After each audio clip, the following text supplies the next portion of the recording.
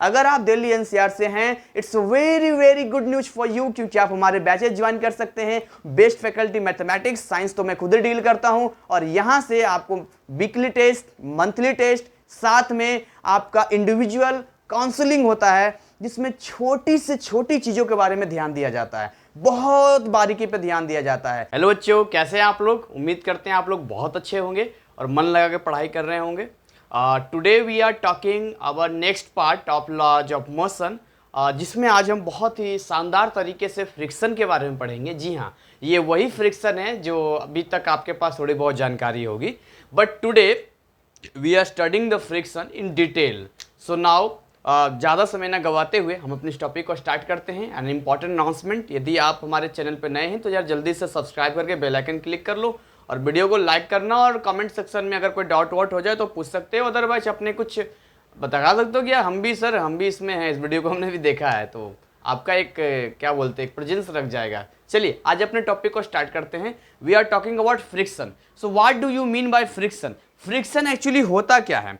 अगर हम फ्रिक्शन की बात करें तो आप देखोगे फ्रिक्शन एक ऐसा वर्ड है, जैसे दिमाग में सुनने पर अगर एक बार इसका डेफिनेशन अगर हम लॉजिकल बात करते हैं तो आपको क्लियर हो जाएगा। डैट मीन मैं आपको बताना चाहता हूँ, देखो ये मेरे हाथ को आप देखना, फ्रिक्शन होता क्या है?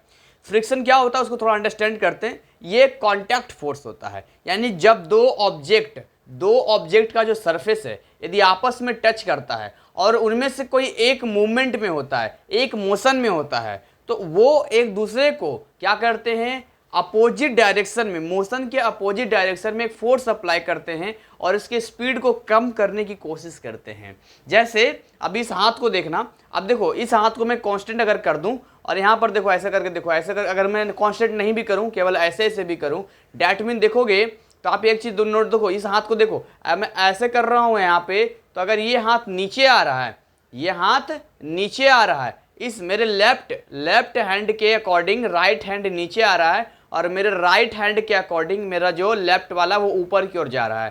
तो इसको बोलते हैं रिलेटिव मोशन बोलते हैं। रिलेटिव मोशन का मतलब होता है जब आप ट्रेन में बैठे होते हैं तो पेड़ पौधे तो स्थिर ही होते हैं, तो आप जा रहे होते आगे की ओर तो आपको लगता है पेड़ पौधे पीछे की ओर आ रहे हैं, आपको यही लगता है, यही आपको लगता भी है। This is the relative motion, इसको रिलेटिव मोशन कहते हैं। बट वहां पर तो कोई कॉन्टेक्ट टच नहीं होता है, बट जब यहाँ पर कॉन्टेक्ट टच होता है तो अ कॉन्टेक्ट फोर्स इज अप्लाइड। कहां पर कॉन्टेक्ट फोर्स अप्लाइड होता है? तो कॉन्टेक्ट फोर्स वहां पर अप्लाइड होता है जहां पर कॉन्टेक्ट आपस में होते हैं। तो कॉन्टेक्ट आपस में कैसे होंगे? तो बहुत सिंपल तरीके से कॉन्टेक्ट होगा। जैसे कि मैंने बोला, जैसे ये मान लीजिए मोबाइल मेरे पास है, तो इस मोबाइल को यदि मैं ऐसे करूंगा, यानी ये जो मेरा हाथ है, देखो ध्यान से, पहले तो आपको ये पता करना है कि रिलेटिव मोशन का डायरेक्शन क्या है। तो अगर मेरा हाथ देखो ऐसे करके है, मेरे हाथ के रिस्पेक्ट में ये फोन ऊपर की ओर जा रहा है, मेरे हाथ के रिस्पेक्ट में ये फोन ऊपर की ओर जा रहा है। That mean what? अगर ये फोन ऊपर की ओर जा रहा है, हेलो, जब ये फोन ऊपर की ओर जा रहा है तो इसका जो डायरेक्शन ऑफ मोशन है वो अपवर्ड है, अकॉर्डिंग टू माई इस हथेली, मेरे हथेली के लेफ्ट हथेली के हिसाब से, बाएं हथेली के हिसाब से। सो अब इसके ऊपर जो है, जो मेरा जो हाथ है, जो फोर्स लगाएगा वो डाउनवर्ड लगाएगा, इसका जो मोशन है वो अपवर्ड है, तो फोर्स कैसा लगाएगा फ्रिक्शन का? वो डाउनवर्ड लगाएगा, यानी कुछ इस तरीके से, ऐसे ऐसे ऐसे। सेम केस में आप देखेंगे तो इस मोबाइल के रिस्पेक्ट में जो मेरा हाथ है वो नीचे की ओर आ रहा है, देख रहे हैं, वो नीचे की ओर आ रहा है। डैट मीन अब ये जो फोन है मेरे हाथ पे ऊपर की ओर एक फ्रिक्शन का फोर्स लगाएगा। सो ये फ्रिक्शन का फोर्स होता है, और आपको पता है फ्रिक्शन के फोर्स की वजह से ही सड़क पे आप फिसलते नहीं हैं। देखिए सड़क पे क्या होता है, जानबूझकर फ्रिक्शन का फोर्स ज्यादा लगाया जाता है। क्यों गाड़ियां फिसले नहीं? टायर में कटिंग बना होता है। क्यों बना होता है कटिंग भैया? इसलिए बना होता है क्योंकि फ्रिक्शन वाली बात होती है। अगर स्लिप कहते हैं ना, स्लिप कर गया बरसात के मौसम में, गाड़ी मोटर वगैरह जो होता है वो क्या कहते हैं, कम स्पीड में चलाना चाहिए। क्यों? क्योंकि मिट्टी चिकनी हो जाती है, सड़क पे पानी होता है, तो वहां पर क्या होता है, फिसलन ज़्यादा होता है। फिसलन ज़्यादा होने का मतलब है कि जब आपके व्हील्स जो होते हैं, जो पहिया होता है, जब सड़क पे मूव करता है, जब कांटेक्ट में आता है सड़क पे, तो उनके बीच में फ्रिक्शन का फोर्स घट जाता है। और जब फ्रिक्शन का फोर्स घट जाता है तो क्या होता है, वो फिसलने लगता है, तो हम कहते हैं एक्सीडेंट हो सकता है।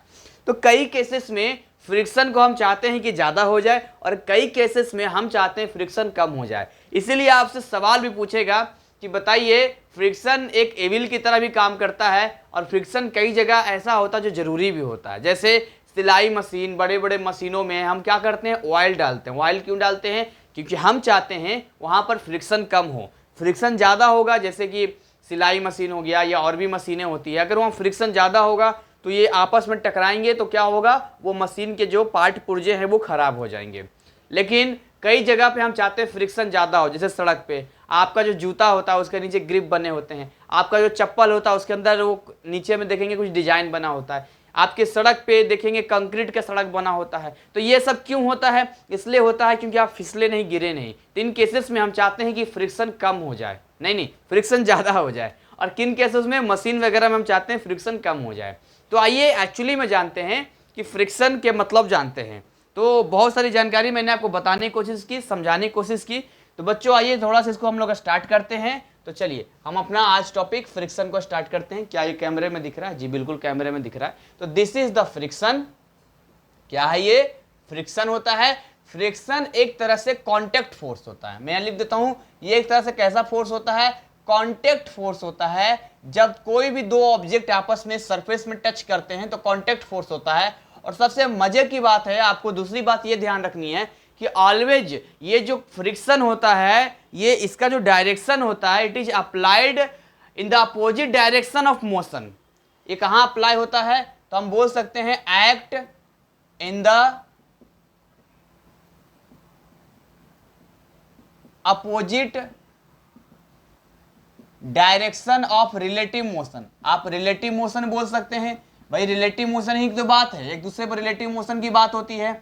मैं अगेन आपको समझाने की कोशिश कर रहा हूं। ये मेरा हाथ है, अगर ये मेरा हाथ बोर्ड पर नीचे की ओर आ रहा है तो इस बोर्ड के रिस्पेक्ट में, इसके रिस्पेक्ट में जो मेरा हाथ है वो नीचे की ओर आ रहा है। इसका मतलब है ये बोर्ड मेरे हाथ पे ऊपर की ओर फ्रिक्शन लगाएगा, मेरे डायरेक्शन के अपोजिट डायरेक्शन में लगाएगा, और मेरे हाथ के रिस्पेक्ट में ये बोर्ड ऊपर की ओर जा रहा है। इसका मतलब मेरा हाथ नीचे की ओर इसमें फ्रिक्शन लगाएगा।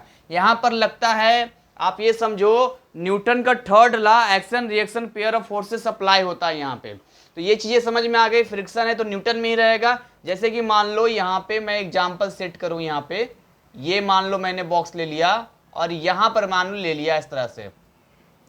तो अगर यहाँ पे ये इधर की ओर मूवमेंट है, सपोज करते हैं अगर इसका मूवमेंट इधर की ओर है, या मान लो इधर की ओर आप कोई एक्सटर्नल फोर्स लगा रहे हैं, इधर की ओर कोई एक्सटर्नल फोर्स लगा रहे हैं, या इधर आप मूवमेंट करवा रहे हैं, तो इसका फ्रिक्शन का फोर्स देखिए, इसका फ्रिक्शन का फोर्स किधर लगेगा? तो अगर मैं रेड पेन में आपको दिखाऊं तो इसका ये वाला लगेगा फ्रिक्शन का फोर्स, इधर लगेगा फ्रिक्शन का force. This is the frictional force. ठीक, अब अभी हम जानेंगे कि फ्रिक्शन फोर्स कितने तरीके का होता है और कब कब अप्लाई होता है। देखिए फ्रिक्शन का फोर्स दो तरीके का होता है। कितने तरीके का होता है? दो तरीके का होता है। There are two types of friction force. Number one अगर मैं बात करूं तो पहला होता है स्टैटिक फ्रिक्शन। कैसा फ्रिक्शन होता है बच्चों? पहला होता है स्टैटिक फ्रिक्शन। बहुत ईजी है यार, अभी ऐसा समझाऊंगा ना कि कभी भूलोगे नहीं। और दूसरा होता है काइनेटिक फ्रिक्शन। दूसरा क्या होता है?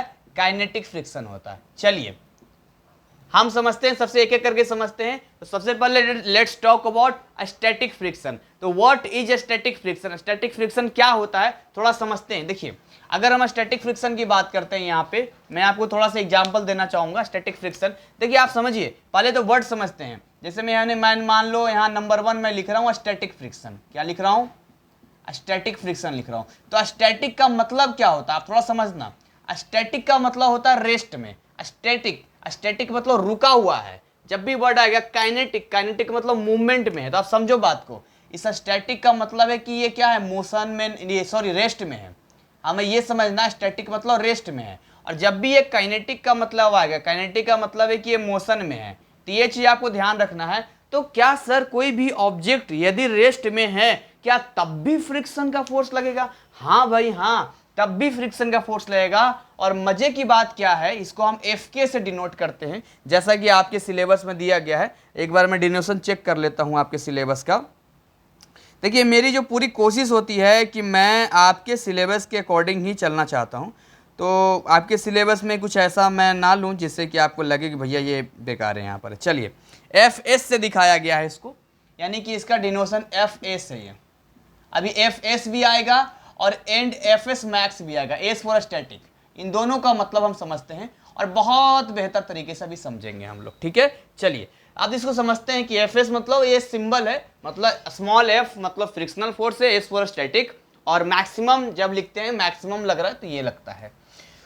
इसको हम सेल्फ एडजस्टेबल होता है, ये मजे की बात है, सेल्फ एडजस्ट करता है, सेल्फ एडजस्ट करने वाला फोर्स होता है, ये सेल्फ एडजस्ट करता है। कैसे करता है इसको एग्जांपल समझते हैं। लेट्स अंडरस्टैंड, ये एक बॉक्स है, ये क्या है, एक बॉक्स है, क्या है ये एक बॉक्स लेते हैं और ये बॉक्स जमीन पे ऐसे करके पड़ा हुआ है। मेरी बात ध्यान समझना, ये बॉक्स जमीन पे ऐसे करके पड़ा हुआ है। अब एक काम करते हैं, ये जो बॉक्स यहाँ जमीन पे पड़ा हुआ है, आप मेरी बात ध्यान समझोगे तो आपको समझ में आएगा, और अगर ध्यान से नहीं समझोगे तो आपको समझ में नहीं आएगा। मैं पहले बता रहा हूं आपको, वैसे बहुत इजी है। तो अगर ये बॉक्स यहां पर पड़ा है, ध्यान समझोगे तो देखो यहां पर मान लेते हैं इसका जो भी मास है, तो इसको यहां पर एक एक्शन रिएक्शन फोर्स लगेगा कि नहीं लगेगा, पहले ये समझते हैं। तो एक्शन रिएक्शन फोर्स कहां लगेगा, तो जैसे मान लो ये जो बॉक्स इस सरफेस पर है, आप देखोगे फर्श पे पड़ा हुआ है, तो ये जो फर्श है ना, ये इसको ऊपर की ओर एक फोर्स लगाएगा। क्यों ऊपर की ओर फोर्स लगाएगा, क्योंकि धरती इसको नीचे की ओर खींचेगी mg से, धरती इसको mg की ओर खींचेगी। तो आपको पता है न्यूटन का थर्ड लॉ है, न्यूटन का थर्ड लॉ क्या कहता है कि अगर मैं कौन सा लूं एग्जांपल, कौन सा लूं, चलो यही एग्जांपल लेता हूं मैं। देखो अगर मैं इस वाले डब्बे को अपने हाथ पे रखता हूं, मेरी बात ध्यान समझना आप, इस वाले डब्बे को यदि हाथ पे मैं रखता हूं तो ये जो है चूंकि ग्रेविटी के कारण ये मेरे हाथ पे एक फोर्स अप्लाई करेगा, डेट इज ग्रेविटी का फोर्स अप्लाई करेगा, जो भी इसका मास होगा जी से मल्टीप्लाई कर देंगे।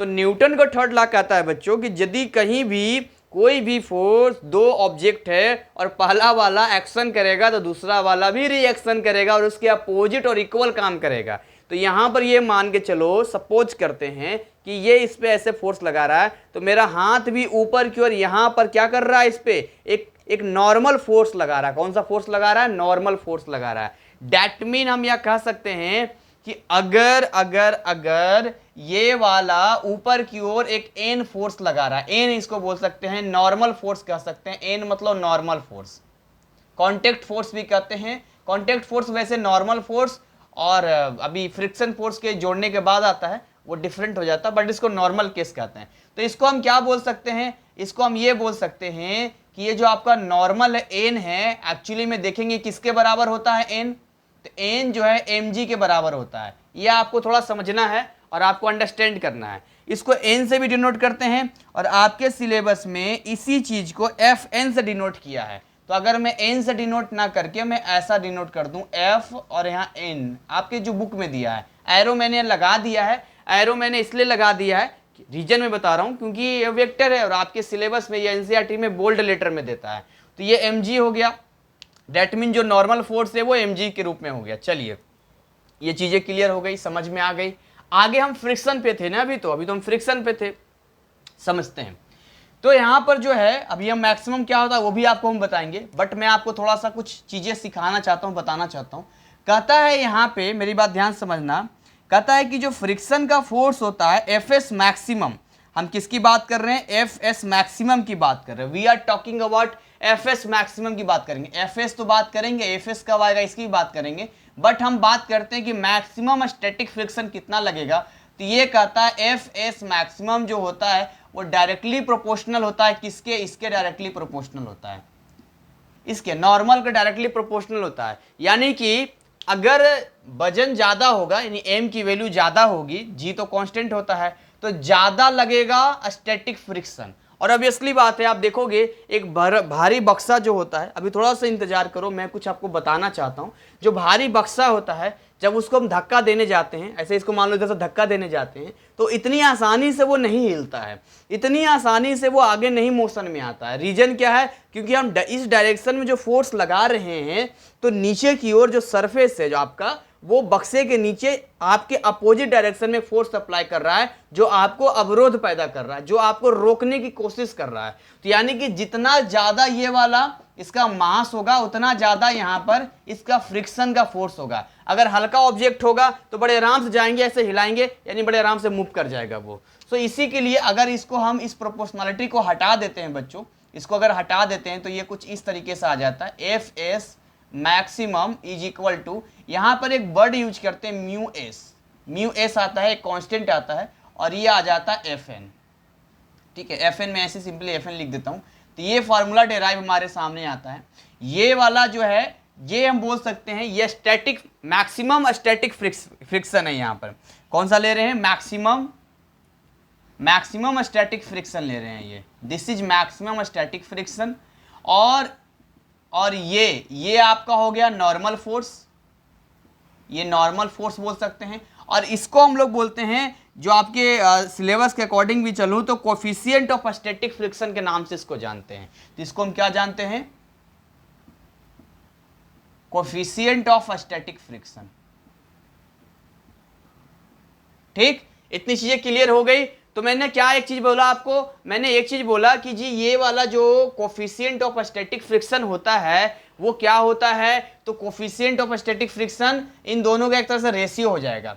फिर मैंने एक चीज और बताया आपको कि जो एफएस होता है, कब एफएस आएगा, यानी स्टैटिक फ्रिक्शन सेल्फ एडजस्टेबल कैसे होता है, इसको थोड़ा सा हम अंडरस्टैंड करते हैं, इसको थोड़ा समझते हैं। देखो मान लेते हैं बच्चों कि यहाँ पर ना एक बक्सा रखा हुआ है, ऐसे विजुलाइज करते हैं, ये बक्सा मान लो यहाँ रखा हुआ है, सपोज करते हैं।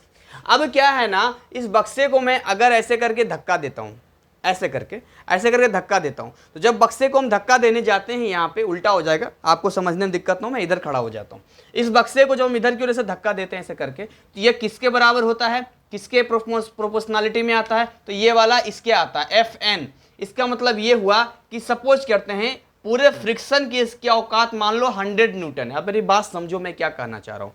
एक बॉक्स वाला यहाँ पर ले लिया मैंने, और यहाँ पर हम इसको से धक्का देने की कोशिश कर रहे हैं, ऐसे धक्का दे रहे हैं, ऐसे करके ऐसे धक्का दे रहे हैं इसको। तो जब इसको ऐसे धक्का दे रहे हैं ना, तो उसके नीचे क्या हो रहा है, मेरे डायरेक्शन जो मैं फोर्स लगा रहा हूँ, इस फोर्स के डायरेक्शन में एक उल्टा फोर्स लग रहा है। वो कौन सा फोर्स लग रहा है, फ्रिक्शन का फोर्स लग रहा है। यानी ये वाला एक इधर की ओर एक फोर्स लग रहा है, ये लग रहा है स्टैटिक फ्रिक्शन, ये लग रहा है स्टैटिक फ्रिक्शन, जो इसको मोशन में आने नहीं दे रहा है। सपोज करते हैं, लेट करते हैं इसकी औकात 100 न्यूटन की है, 100 न्यूटन की इसकी औकात है, मतलब मैक्सिमम ये 100 न्यूटन लगा सकता है। मेरी बात ध्यान समझना, ये कितना लगा सकता है, 100 न्यूटन। और यहां पर हम फोर्स लगा रहे हैं, यहां पर मान लो कोई एक्सटर्नल फोर्स हम लगा रहे हैं, यहां पर क्या है, कोई एक्सटर्नल फोर्स लगा रहे हैं। हम चाहते हैं कि ऐसे धक्का देंगे ना, ऐसे करके ऐसे धक्का देंगे तो ये आगे मोशन में आ जाए। लेकिन अब डिपेंड करेगा, देखो मेरी बात ध्यान समझना, इसकी औकात है 100 न्यूटन तक, हेलो, इसकी औकात है 100 न्यूटन तक, तो ये कितनी औकात है, 100 न्यूटन।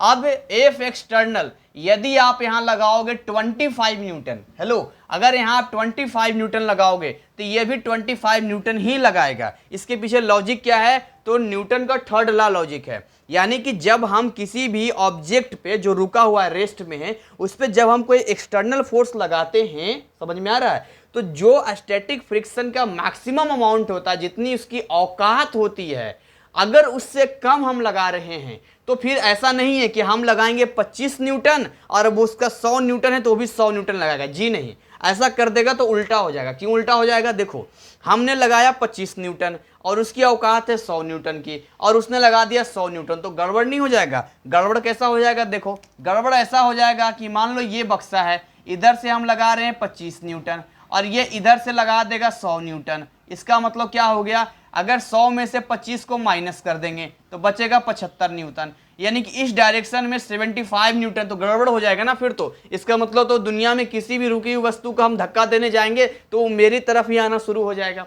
ऐसा नहीं होता है, ऐसा इसलिए नहीं होता है क्योंकि मैंने क्या बोला, न्यूटन का थर्ड लॉ लगता है। अगर मैंने लगाया है 25 न्यूटन तो ये भी इधर कितना लगाएगा, 100 न्यूटन नहीं लगाएगा, ये भी लगाएगा कितना, 25 न्यूटन लगाएगा, ठीक, यानी अपने आप को इसने एडजस्ट कर लिया। अब यदि मैं अपने फोर्स को लगाऊंगा मान लो 50 न्यूटन, इधर मैं लगा रहा हूं 50 न्यूटन, तो ये भी इधर कितना लगाएगा, इस पे नीचे की ओर लगाएगा 50 न्यूटन।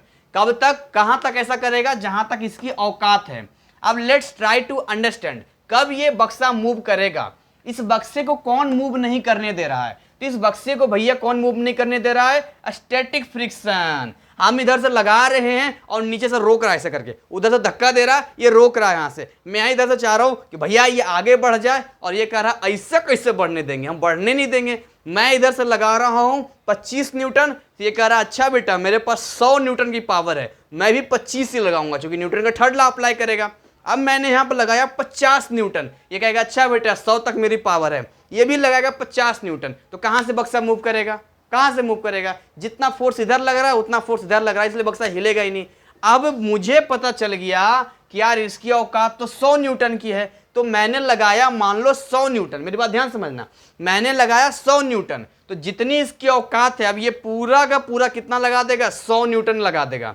तो अभी भी बक्सा हिलेगा नहीं, बक्सा अभी भी रेस्ट में रहेगा। लेकिन अब मैंने चालाकी किया, लगा दिया 120 न्यूटन, इधर से कितना लगा दिया, 120 न्यूटन लगा दिया। अब इसकी औकात कितनी थी, 100 न्यूटन की थी। अब ये हाथ खड़ा कर देगा, यानी अभी भी 100 न्यूटन ही ये लगाएगा, उससे ज़्यादा तो लगा ही नहीं सकता है।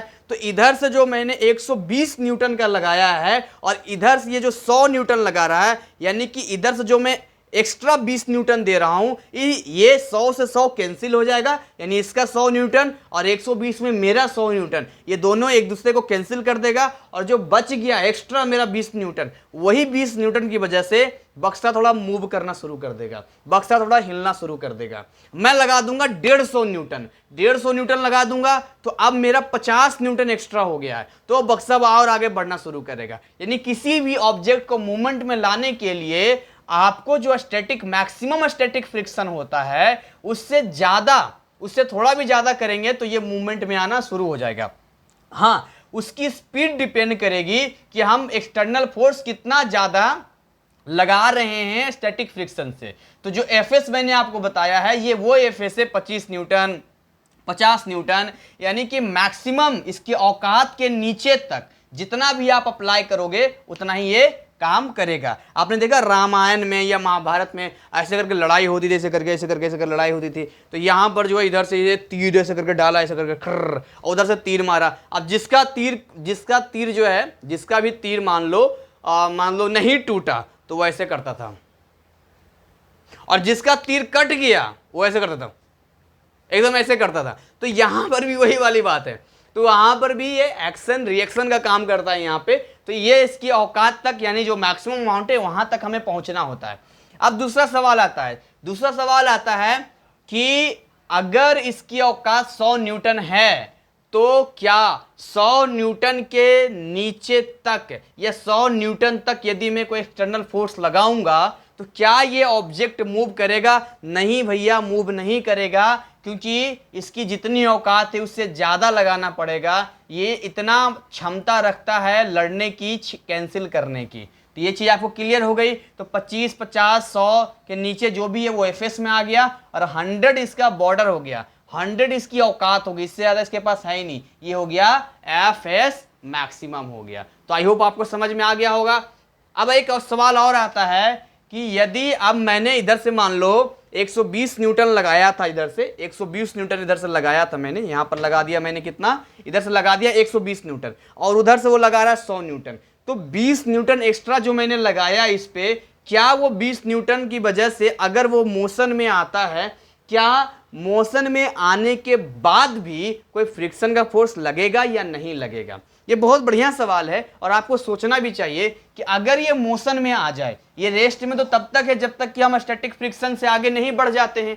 अगर मैं इस एक्सटर्नल फोर्स की वैल्यू 100 से ज्यादा कर दूं, यानी जो भी इसकी क्षमता है उससे ज्यादा कर दूं, तो उससे ज्यादा कर दूंगा तो ऑब्वियसली ये मोशन में आ जाएगा, ये मूवमेंट में आ जाएगा। जब ये मूवमेंट में आ जाएगा, जब ये मोशन में आ जाएगा, क्या तब भी कोई फ्रिक्शन लगेगा? जी हां, तब भी वो फ्रिक्शन लगेगा, and that is kinetic friction. यानी जब कोई ऑब्जेक्ट मोशन में होगा, जब कोई ऑब्जेक्ट मूव कर रहा होगा, उस कंडीशन में वहां जो फ्रिक्शन का फोर्स लगेगा उस फ्रिक्शन को बोलेंगे काइनेटिक फ्रिक्शन। बट लेकिन आपको यहां पर एक बात समझनी पड़ेगी कि स्टैटिक फ्रिक्शन की तरह काइनेटिक फ्रिक्शन जो है सेल्फ एडजस्टेबल नहीं होता है, यानी कि एक अमाउंट के बाद क्या होता है, वो कांस्टेंट हो जाता है। यानी आपकी स्पीड 40 की हो, 50 की हो, 10 की हो, जैसे भी हो, डजंट मैटर, आपको एक फिक्स अमाउंट में काइनेटिक फ्रिक्शन लगेगा, और वो डिपेंड करेगा कि आपका सरफेस कैसा है, रफनेस है या सॉफ्टनेस है, फिसलने वाला है, उस पर डिपेंड करेगा।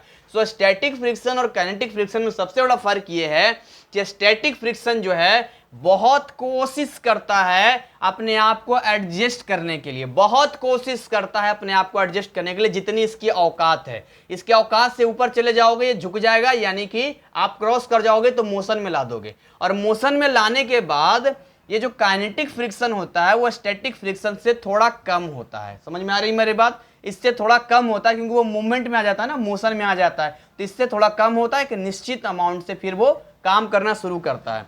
तो if we talk about, let's try to understand kinetic friction को यदि हम समझते हैं यहाँ पे, तो आपको एक चीज यहाँ पर क्लियर करनी पड़ेगी कि भी talk about kinetic friction, that mean यहाँ पर कोई ऑब्जेक्ट हमने लिया है और ये ऑब्जेक्ट मान लो यहाँ पर जो एफ एक्सटर्नल हम लगा रहे हैं ये वाला, इसकी वजह से ये ऑब्जेक्ट मूवमेंट में आ गया है, ये ऑब्जेक्ट मोशन में आ गया, ये ऑब्जेक्ट किस में आ गया है? मोशन में आ गया, मूवमेंट में आ गया है। ठीक है, ये ऑब्जेक्ट आगे मूव कर रहा है यहाँ पर, तो ऑब्जेक्ट यहाँ से मूव करके मान लो यहाँ पर आ गया, सपोज करते हैं ये यहाँ पर आ गया, छोटा सा इसको बनाते हैं। ठीक है, ये मान लो मूव करके जो है, ये मूव करके यहाँ से यहाँ आ गया, हम यहाँ एफ एक्सटर्नल लगा रहे हैं, तो ये एक्सटर्नल लगेगा यहाँ पे, तो यहाँ से अगर यहाँ पर आ गया तो जब ये यहाँ से यहाँ मोशन में आ रहा है तो अब भी एक फोर्स यहाँ फ्रिक्शन लग रहा है। वो कौन सा फ्रिक्शन लग रहा है यहाँ पर? अब ये काइनेटिक फ्रिक्शन लग रहा है। बोलो बच्चे, कौन सा फ्रिक्शन लग रहा है? काइनेटिक फ्रिक्शन यहाँ पर लग रहा है, जिसको अगर सिंबॉलिक फॉर्म में मैं डिनोट करूंगा तो इसको हम लोग डिनोट करते हैं एफ के से डिनोट करते हैं, एफ के, स्मॉल एफ जैसे दिखा दो, स्मॉल एफ के से डिनोट करते हैं। और सेम केस ये भी जो है आपका किस पे डिपेंड करता है? तो आपका जो मैंने नॉर्मल फोर्स बताया था ना, जो आपके सिलेबस में भी अगर मैं देखूं तो सेम केस आपका जो नॉर्मल फोर्स बताया था उसके डायरेक्टली प्रोपोर्शनल होता है। डैट मीन यहाँ पर अगर मैं एफ के की बात करूं तो ये इज इक्वल टू आता है, यहाँ म्यू के आ जाता है और ये एफ एन आ जाता है। Mu k is what? Mu k is coefficient of, mu k is coefficient of kinetic friction, mu k is coefficient of kinetic friction होता है। और आपको हमेशा ध्यान रखना है जो काइनेटिक फ्रिक्शन होता है एक समय के बाद, जैसे मान लो यहाँ से मैं लगा रहा था 120 न्यूटन, अब मैं 150 न्यूटन लगाऊं, 200 न्यूटन लगाऊं, 250 लगाऊं, भैया 100 से एक भी आगे बढ़ूंगा तो थोड़ा हिलना शुरू हो जाएगा। डिपेंड करेगा मेरा कितना फोर्स लग रहा है, उसके अकॉर्डिंग वो स्पीड ज़्यादा या कम होगा, बट उसके नीचे जो लगने वाला काइनेटिक फ्रिक्शन होगा वो फिक्स हो जाएगा। इसलिए जब हम ग्राफ बनाते हैं, जब हम ग्राफ इसका बनाते हैं तो इस ग्राफ में देखोगे एक आपको चीज दिखाई देगा, अगर एफ और एफ एस किसकी, जो ग्राफ दिया है यहाँ पर एक्सटर्नल फोर्स का और फ्रिक्शन का अगर हम बनाते हैं, मान लो ये फ्रिक्शन है, ये फ्रिक्शन का लाइन है, और ये मान लो एफ एक्सटर्नल है, ये जो एक्सटर्नल फोर्स हम लगाते हैं। अगर बच्चों इसका ग्राफ हम बनाते हैं तो इस ग्राफ में आपको एक इंटरेस्टिंग बात देखने को मिलती है। वो इंटरेस्टिंग बात क्या देखने को मिलती है? तो आपको इंटरेस्टिंग बात ये देखने को मिलती है कि देखिए सपोज करते हैं यहाँ पे कि इतना क्षमता तक, मैं ब्लू मार्कर से बनाता हूँ, एक लिमिट तक जो है फ्रिक्शन बढ़ेगा। ठीक है, इसको थोड़ा सा और अच्छा सा कर देते हैं। चलो ऐसा मैंने किया, यानी कि अब यहां तक जो है, यहां तक दिस इज व्हाट,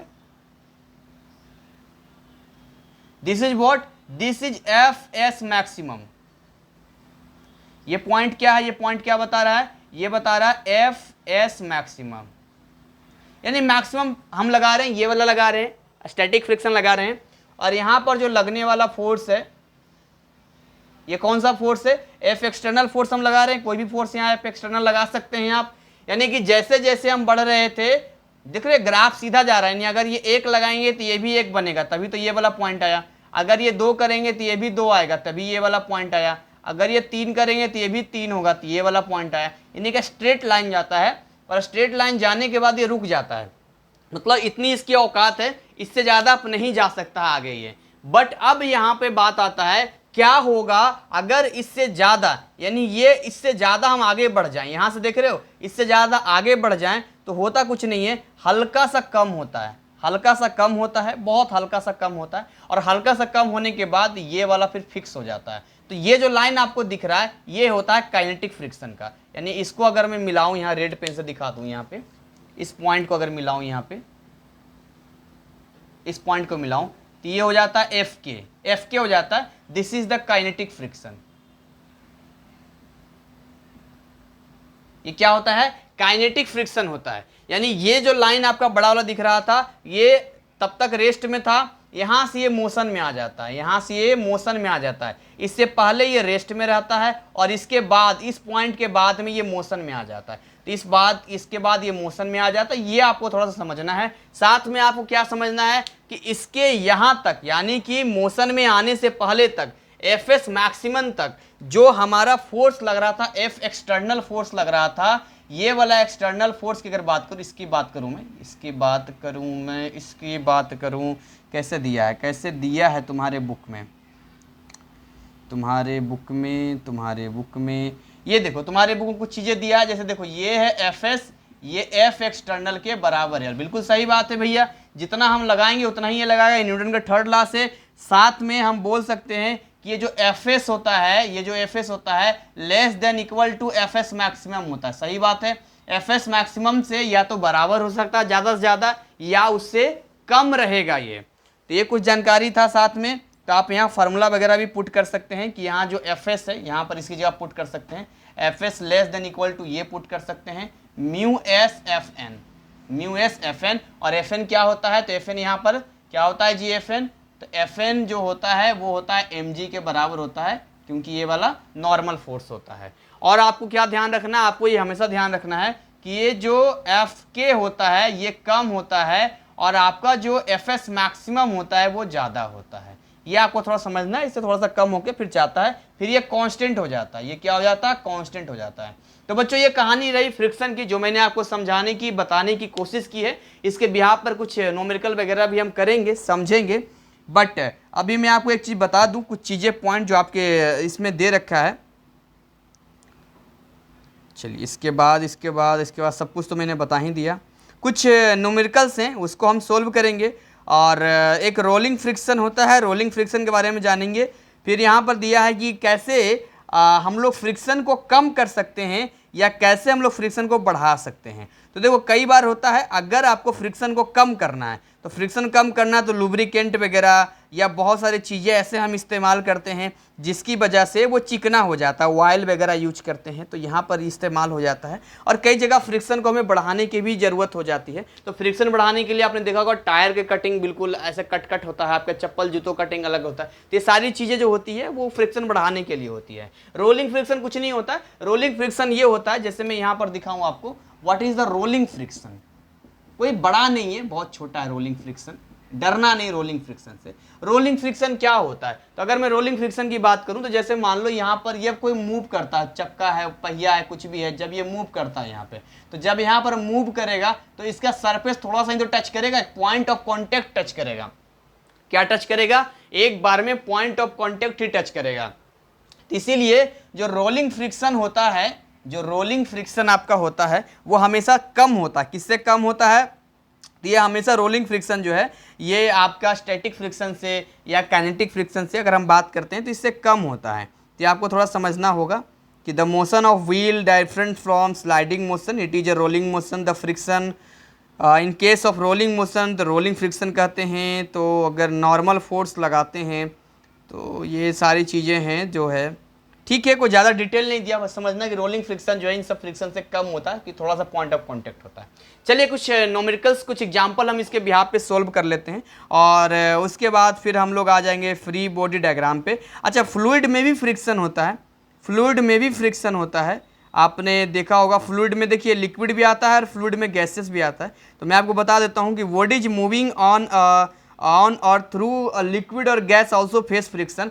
यदि आप पानी के अंदर होते हैं या पानी पर चल रहे होते हैं तो वहाँ भी आपको फ्रिक्शन का फोर्स आपको लगता है, यानी फ्लूइड भी फ्रिक्शन लगाता है। ये आपको दिमाग में सेट करना है। फ्लूइड मतलब गैस भी आता है, लिक्विड भी आता है, या ऐसा नहीं केवल सॉलिड ही, क्योंकि ये सॉलिड है नीचे, तो आपके दिमाग में केवल सॉलिड ही फ्रिक्शन लगा सकता है, नहीं, जो फ्लूइड होता है वो भी फ्रिक्शन का फोर्स अप्लाई करता है यहाँ पे। सो शूटिंग स्टार्स में या shine because of the heat generated by air friction, हवा में एयर फ्रिक्शन की वजह से वहाँ पर चमक आती है। और भी बहुत सारा दिया है जो आप देखोगे, पढ़ोगे। सो इसको ठीक है, देख लेंगे। अभी हम थोड़ा सा कुछ क्वेश्चंस करना चाहते हैं, इसको समझना चाहते हैं। और चलिए कुछ क्वेश्चन सवाल कर लेते हैं। यहाँ पर जो है बहुत बेहतरीन 2 सवाल मुझे दिख रहा है और मुझे न्यूमेरिकल सिखाना है, बाकी वो भी हम देख लेंगे कि अभी क्या फ्लूइड का होता है। पहले कुछ सवाल कर दिया जाए। चलिए मजा आ जाएगा। बहुत बेहतरीन सवाल आपके सामने है यार। आधा घंटा होते होते अगर तुम बोर हो रहे हो ना तो फिर मुझे ये नहीं समझ में आता है, खुद से तुम्हें समझने की ज़रूरत है। जो बच्चे आधा घंटा वीडियो होने के बाद अगर बोर होने लग जाते हैं तो फिर उन्हें खुद से सवाल पूछना चाहिए, क्या वो 12th बोर्ड में आ जाने के बाद भी उन्हें फिजिक्स केमिस्ट्री लेना चाहिए था या नहीं लेना चाहिए था, मतलब क्यों लिया। अच्छा कोई भी सब्जेक्ट लोगे ना तो हमें ऐसा लगता है कि हमने साइंस आर्ट ले लिया, ये बहुत हार्ड होता है। नहीं नहीं, आर्ट्स भी कोई लेगा और नहीं पढ़ेगा तो उससे भी हार्ड ही लगेगा। तो पढ़ाई तो हर जगह करनी है, इसलिए बढ़िया से पढ़ते हैं ना, ढंग से पढ़ते हैं। आइए सवाल अपना करते हैं। बहुत बेहतरीन सवाल है जी, फालतू में टेंशन हम लोग लेते रहते हैं। देखिए पहला सवाल पढ़ते हैं बिंदास तरीके से जी। स्टार्ट हो गया। अ 2 kg block is resting on a horizontal surface. देखिए जब भी बोलेगा ना हॉरिजॉन्टल सरफेस मतलब प्लेन सरफेस की बात करेगा। तो कितना है जी 2 kg। ये 2 kg का ब्लॉक है ना, 2 kg का ब्लॉक है। ये कहाँ रेस्ट है, रेस्ट मतलब पड़ा हुआ है अभी कहां पर, किसी हॉरिजॉन्टल सरफेस पे।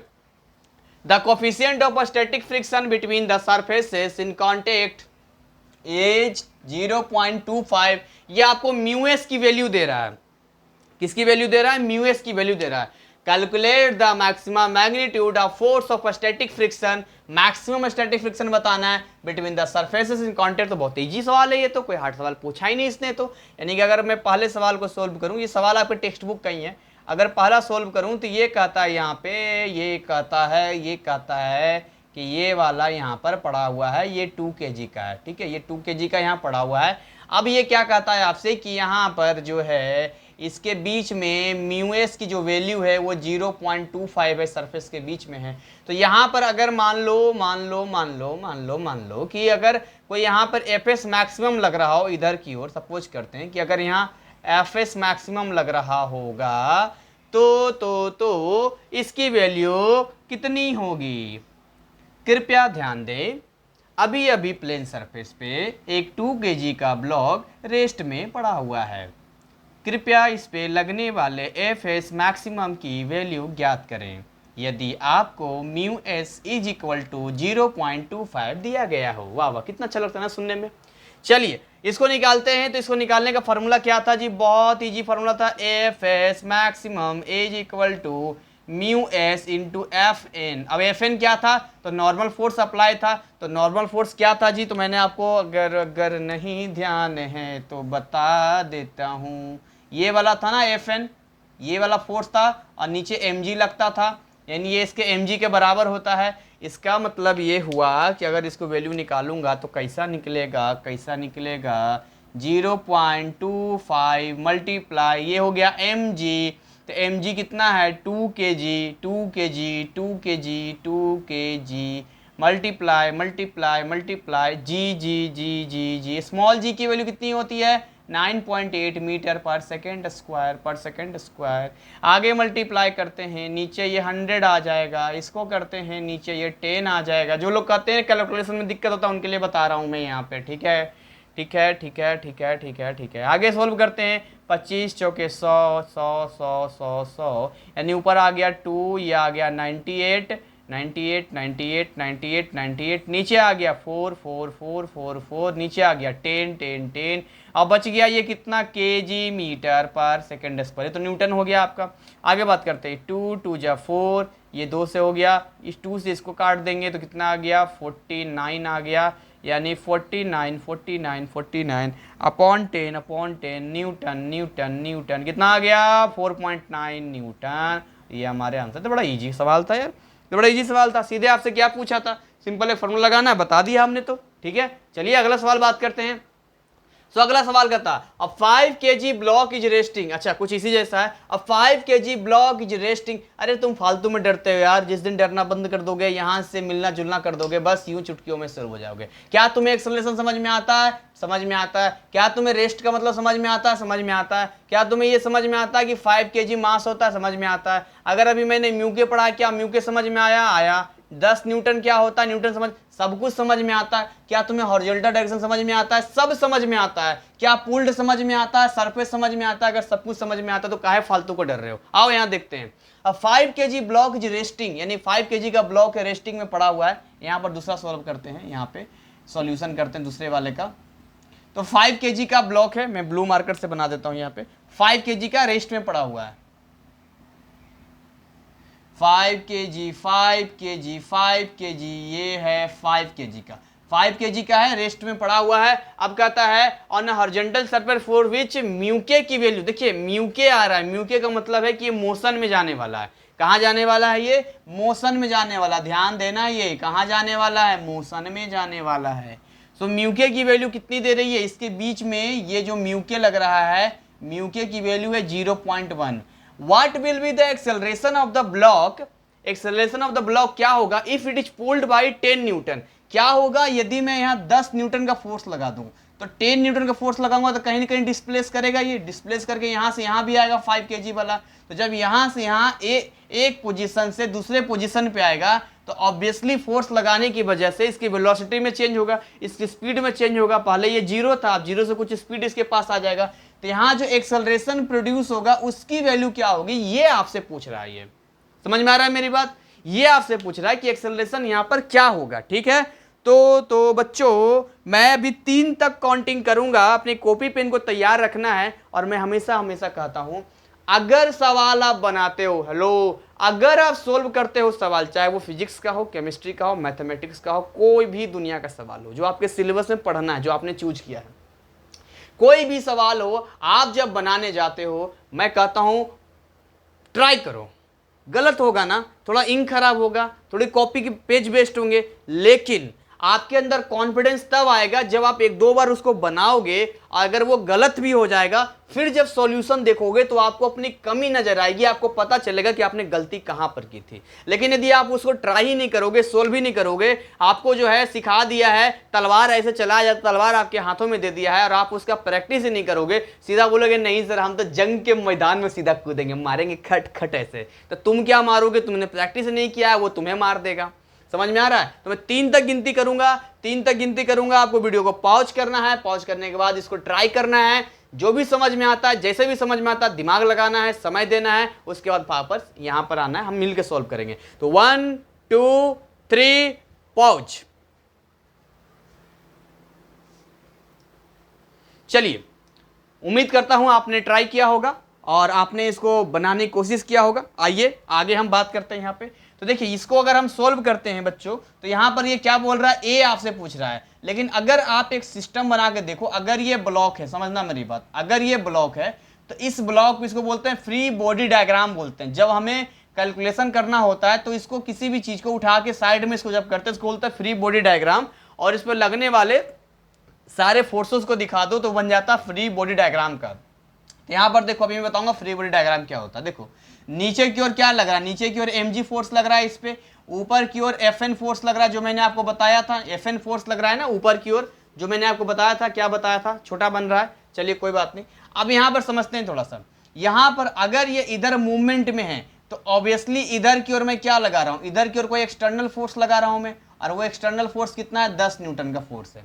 इधर एक्सटर्नल कितना लगा रहा हूँ? 10 न्यूटन का फोर्स लगा रहा हूँ। तो इसके अपोजिट डायरेक्शन में, इसके अपोजिट डायरेक्शन में नीचे की ओर यहाँ पर एक फोर्स लगेगा।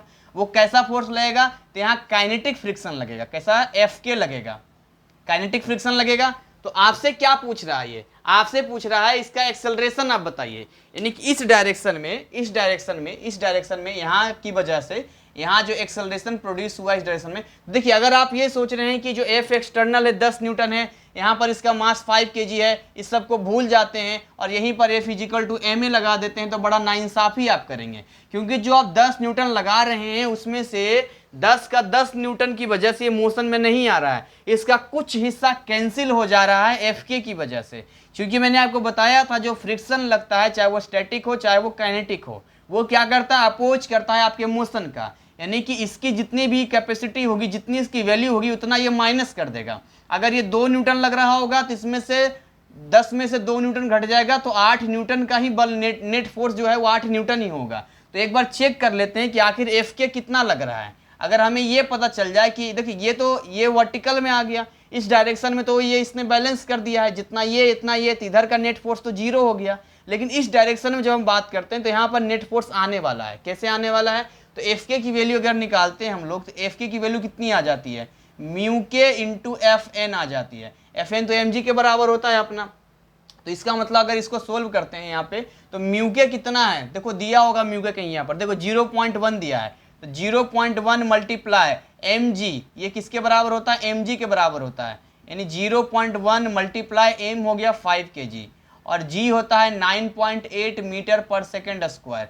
तो यहाँ से इसको ब्रेक करके नीचे 10 ले आएंगे, इसको ब्रेक करके यहाँ 10 ले आएंगे, तो टोटल आप मल्टीप्लाई यहाँ पर जब करेंगे तो टोटल आप देखेंगे कि आ जाएगा 8 पचे 40 और 9 पचे 45, 45 और 4 49, 490, नीचे 100 आ गया, और ये न्यूटन में आ जाएगा। तो ये 0 से 0 कट जाएगा, यानी यहाँ पर देखेंगे कि 4.9 न्यूटन का फोर्स यहाँ पर लग रहा है। ये आप देखेंगे कि देखिए यहाँ पर कितना लग रहा है, 4.9 न्यूटन का फोर्स यहाँ पर अप्लाई हो रहा है। यानी आप देखेंगे कि 10 न्यूटन जो आप लगा रहे हैं, उसको जो खींच रहे हैं 10 न्यूटन से, तो 10 न्यूटन से लगा रहे हैं। अगर ये फ्रिक्शन नहीं लगा होता, ये बोल देता फ्रिक्शन 0 है, तब तो 10 न्यूटन इस बेचारे पर लगता और बहुत बढ़िया से आगे बढ़ गया होता। लेकिन क्या है, उसके अपोजिट डायरेक्शन में एक फोर्स लग रहा है जिसको हमें माइनस करना पड़ेगा, और माइनस करने के बाद जो वैल्यू आएगा वो नेट फोर्स होगा, और उसके अकॉर्डिंग फिर हम लगाएंगे F = ma, तब हमारा नेट निकलेगा। यानी कि अब क्या है, ध्यान से देखेंगे तो यहाँ पर जो नेट फोर्स इस पे लगेगा, इस पर जो नेट फोर्स इधर की ओर लगेगा, फाइनल फोर्स लगेगा,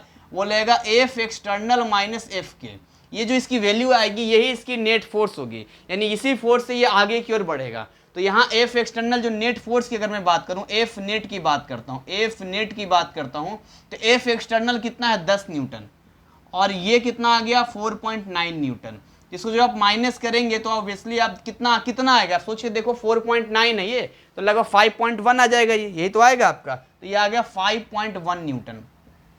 तो ये इसका लगने वाला नेट फोर्स है, यानी लगभग 5.1 न्यूटन से ये आगे की ओर मोशन में है, मूवमेंट में है, क्योंकि एक्स्ट्रा जो 4.9 था वो कौन लगा रहा, फ्रिक्शन लगा रहा है, जो इसमें खर्च हो गया 10 न्यूटन में, समझो खर्च हो गया। ये ऐसे समझते हैं ना, 10 रुपया सामान लेने गए हम, लेकिन रास्ते में कुछ चैलेंज आ गया, दिक्कत आ गया, 100 रुपया आपको मैंने दिया और आपको बोला कि कुछ सामान खरीद के ले आओ, तो आपने ई रिक्शा से जाने में 10 रुपया दिया और आने में 10 रुपये, 20 रुपया आपने खर्च कर दिया, तो 80 रुपया का सामान लाओगे आप। तो इसी वजह से है यहाँ पर भी यही वजह आ गई है। अब नेट फोर्स आ गया, अब लगा सकते हैं F नेट = ma लगा सकते हैं। अब लगा सकते हैं m × a, यहाँ से a की वैल्यू निकल जाएगी, तो a की वैल्यू आ जाएगी F नेट अपॉन m।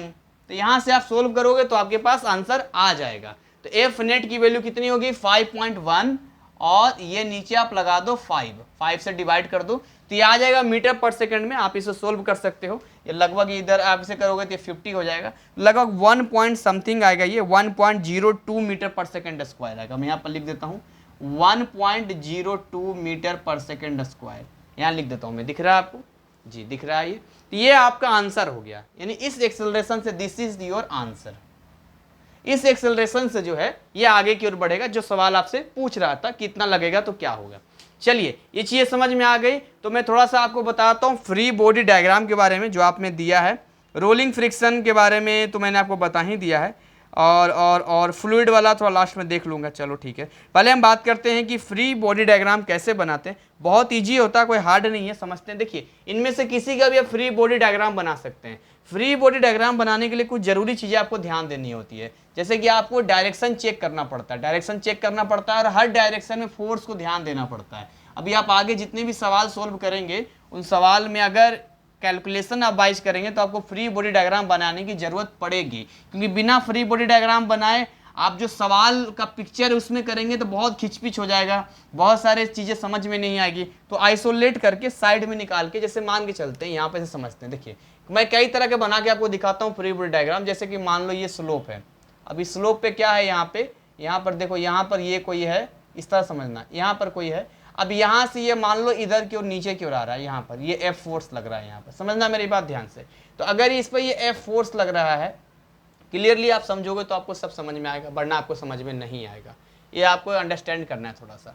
देखिए अब यहाँ पर ये फोर्स लग रहा है। अच्छा, इसमें आप एक चीज़ और देखेंगे कि नीचे की ओर यहाँ पर mg लग रहा है, नीचे की ओर यहाँ पर, और यहाँ पर एक इसका कॉन्टैक्ट फोर्स भी लग रहा है ना, कॉन्टैक्ट फोर्स जो ये वाला प्लेन सरफेस इस पर लगा रहा है, इस पे कॉन्टैक्ट फोर्स भी लग रहा है यहाँ पे। तो ये जो हम दिखाते हैं, इसी को अगर मैं साइड करके दिखा दूं, ऐसे करके बना दूं यहाँ पर, तो ये डायरेक्शन हमने सिलेक्ट किया, एक ये डायरेक्शन हमने ले लिया, this one is our direction, ये डायरेक्शन ले लिया हमने, ठीक है। और दूसरा डायरेक्शन जो है, मान लो अब ये ले लेते दूसरा डायरेक्शन, ये हमारा दूसरा डायरेक्शन है F, ये दूसरा डायरेक्शन ले लिया हमने। तो यहां पर हमें जो फोर्स इस डायरेक्शन में नहीं होंगे उसे में हमें लाना पड़ेगा। जैसे कि मैं आपको बता दूं, जैसे यहाँ mg वाला जो है, mg का फोर्स है, ये मान लो fg मान लेता हूं इसको, चाहे mg का mg मान लेता हूं, देखो mg ही मान लेता हूं इसको। तो mg अब दो हिस्सों में बटेगा, mg अब दो हिस्सों में बटेगा। अगर यहाँ थीटा बनेगा, मेरी बात ध्यान समझना, अगर ये थीटा बनेगा तो यहाँ पर इस वाले हिस्से को हम बोलेंगे इस दिशा में दो कंपोनेंट mg का टूटेगा। देखो mg का दो कंपोनेंट टूटेगा, ये mg है, ये डायरेक्शन एक ऐसा है और ये डायरेक्शन ऐसा है, ये दोनों 90 डिग्री पर है, और बीच में अगर ये थीटा बन रहा है तो ये वाला हो जाएगा mg cos थीटा और ये हो जाएगा mg sin थीटा। जिधर थीटा बनेगा वो cos थीटा ले लेना और उसके इधर वाला sin थीटा ले लेना। यानी कि इस हिस्से में एक बन रहा है mg cos थीटा और इस हिस्से में इधर की ओर बन जाएगा mg sin थीटा।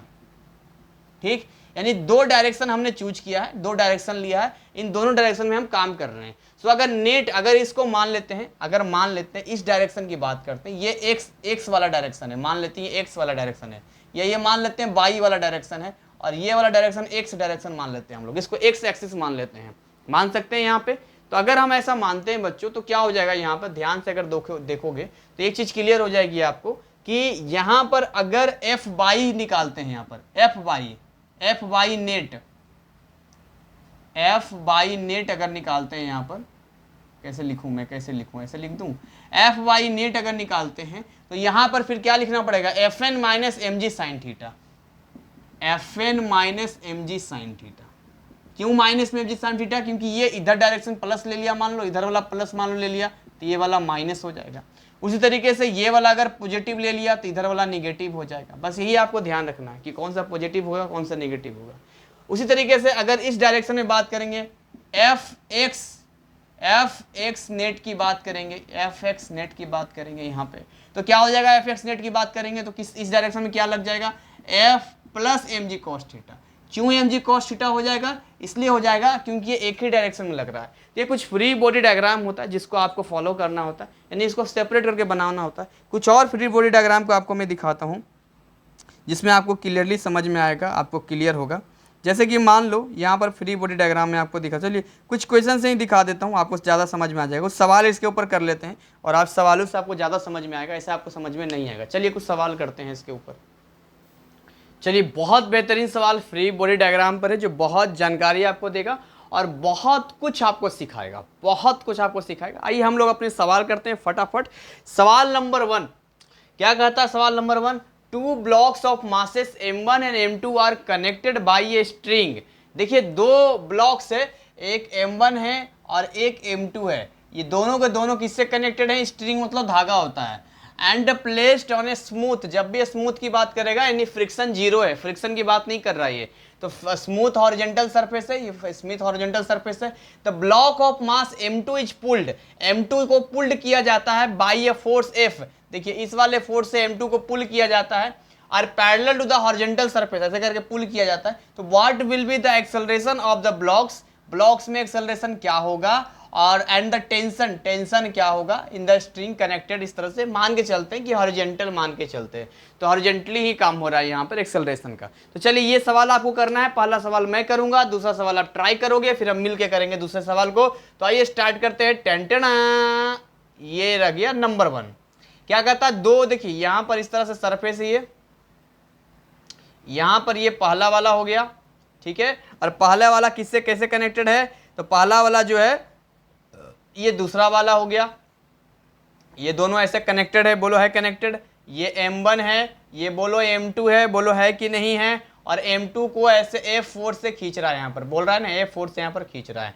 तो यहाँ से सवाल क्या पूछ रहा है, सवाल पूछ रहा है इनका एक्सेलरेशन क्या होगा। देखो अगर फोर्स एक ही है तो जो एक्सेलरेशन m2 का होगा वही एक्सेलरेशन m1 का होगा, चूंकि एक सिस्टम का पार्ट है। बात करते हैं टेंशन की, तो टेंशन ही टेंशन, वो टेंशन नहीं है बचवा, ये टेंशन है। देखो ये टेंशन T, ये इसको खींचेगा, ये टेंशन T, टेंशन का मतलब T होता है जिसमें धागे में खिंचाव आता है, उसको टेंशन कहते हैं।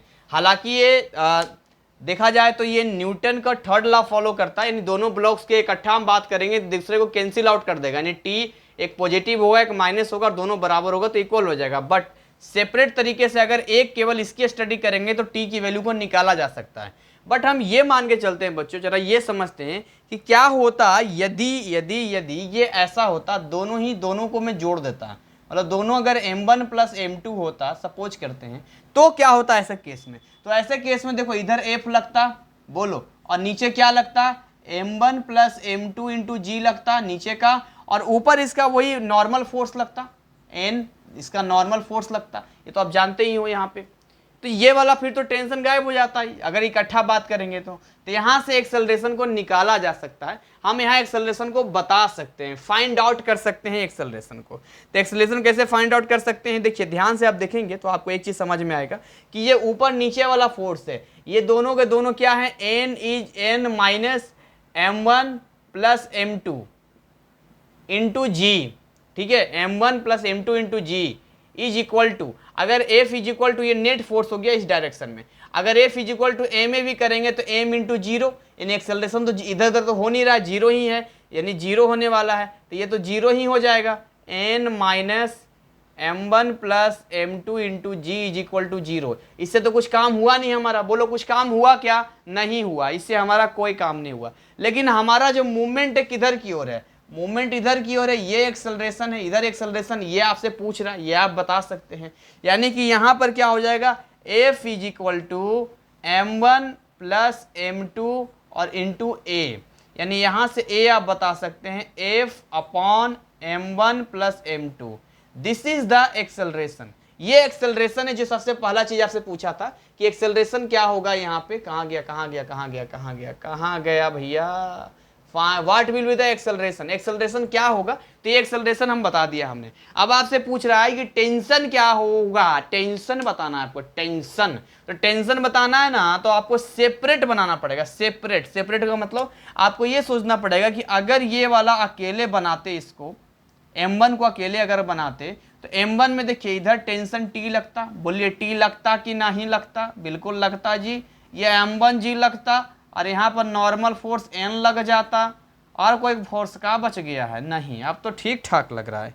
चलिए जी आगे बात करते हैं। फिर इसका मतलब ये हो गया कि यहाँ से हम निकाल सकते हैं, देखो ये वाला तो n यहाँ से यहाँ से अगर आप निकालोगे ना यहाँ से, तो n माइनस m1 जी तो जीरो हो गया, यहाँ से तो कुछ निकलेगा नहीं, अपना नहीं निकलेगा ना। लेकिन यहाँ जो इस पर जो फोर्स लग रहा है T, इससे हम निकाल सकते हैं, इससे हम बता सकते हैं। तो कैसे निकाल सकते हैं, यहाँ से देखो यही तो इकलौता फोर्स लग रहा है, तो T इज इक्वल टू क्या हो जाएगा, m1 इंटू ए, और a वही है जो यहाँ पर हमने निकाला था, वो m1 के लिए भी है और m2 के लिए, दोनों के लिए ही है। तो यहाँ से आप a की वैल्यू पुट कर देंगे तो T का वैल्यू अपने आप आ जाएगा, यानी m1 मल्टीप्लाई a कितना है कितना है कितना है कितना है, f m1 प्लस m2। इसको और अरेंज कर देते हैं हम लोग, तो कैसा हो जाएगा, ये हो जाएगा m1 upon m1 plus m2 multiply force, ये निकल गया आपका T की वैल्यू निकल गई है। किसकी वैल्यू निकल गई, T की वैल्यू निकल गई। आप चाहते तो इससे m2 से भी T आप निकाल सकते थे, कैसे कैसे कैसे निकलता सर, m2 से T कैसे निकलता, बिल्कुल निकलता। देखिए अगर m2 का फ्री बॉडी डायग्राम अगर बनाता मैं, तो इधर हो जाता F और इधर हो जाता T। देखिए ऊपर नीचे का तो मतलब है नहीं, उसको मैं क्या बनाऊं यहाँ पर, अगर नीचे करूंगा तो ये हो जाएगा m2g। अब फ्री बॉडी डायग्राम में तो भैया सब बनाना पड़ता है, यानी कि अगर n माइनस m2g करूंगा तो इसका तो मतलब बनता नहीं है। लेकिन अगर मैं यहाँ पर कर दूं f माइनस t, तो ये जरूर हो जाएगा m2 इंटू ए, ये जरूर हो जाएगा, क्या हो जाएगा, m2 इंटू ए, ये हो जाएगा m2 इंटू ए। तो यहाँ से भी निकल सकता है, ऐसी बात नहीं है कि यहाँ से नहीं निकल सकता है, हम आज़ाद हैं निकालने के लिए, कहीं से भी निकाल सकते हैं। हा हा हा हा। तो यहाँ पर क्या हो जाएगा, minus T is equal to m2a और माइनस f, चलिए माइनस को थोड़ा चेंज कर देते हैं, तो t इज इक्वल टू हो जाएगा f माइनस m2a। तो f माइनस m2a का मतलब क्या हो जाएगा, f माइनस m2a, तो m2 और a की वैल्यू कितनी हो गई, वही हो गई कितनी, f और नीचे m1 प्लस m2, बोलो यही वाला है, f और नीचे m1 प्लस m2, यहाँ पर दिख नहीं रहा, छोटा बन गया, ये छोटा बन गया, छोटा छोटा बन गया रे, कैसे बन गया छोटा छोटा, देखो यानी कि यहाँ पर जो है ये मल्टीप्लाई में f को कॉमन लिया जा सकता है, बोलो f कॉमन लिया जा सकता है कि नहीं लिया जा सकता है, तो अगर मैं यहाँ पर बनाऊँ, ब्लू मार्कर से बना देता हूँ यहाँ पे, देखो मैं तुम्हारे लिए कर रहा हूँ, यहाँ पे तुम्हारे लिए कर रहा हूँ ताकि तुम्हें समझ में आ जाए। F T is equal to, अगर एफ कॉमन ले लूंगा तो क्या बचेगा, 1 माइनस m2 और नीचे क्या है m1 प्लस m2, ठीक है। तो ये हो जाएगा f और ये एलसीएम हो जाएगा m1 प्लस m2 का, तो यहाँ हो जाएगा m1 plus m2 minus m2, m2 से m2 कट गया तो बोलो t इज इक्वल टू क्या आ गया, m1 upon m1 plus m2 multiply f। बोलो यही वाला तो आया है जो ऊपर आया था, यानी कि आप आज़ाद हो, आप चाहो तो ऊपर वाले से निकाल लो, या तो आप सॉरी ऊपर नीचे कोई भी समझ लो, चाहे तो m1 से निकालो तो m2 से निकाल लो, जिससे भी निकालोगे वो बन जाएगा। तो ये जो सवाल पूछा था वो हमने बता दिया। चलिए आपकी बारी है, सवाल नंबर 2 पढ़ते हैं, समझते हैं, बनाओगे आप। कहता है 2 मासेस m1 एंड m2 है, 2 मासेस है, m1 m2 है, m1 बड़ा है m2 छोटा है, यानी m1 का मास ज़्यादा है और वैल्यू में, are connected at the 2 ends of a light inextensible string, एक स्ट्रिंग है that passes over a light frictionless pulley. देखिए जब ये वर्ड आएगा ना तो आपको समझना पड़ेगा।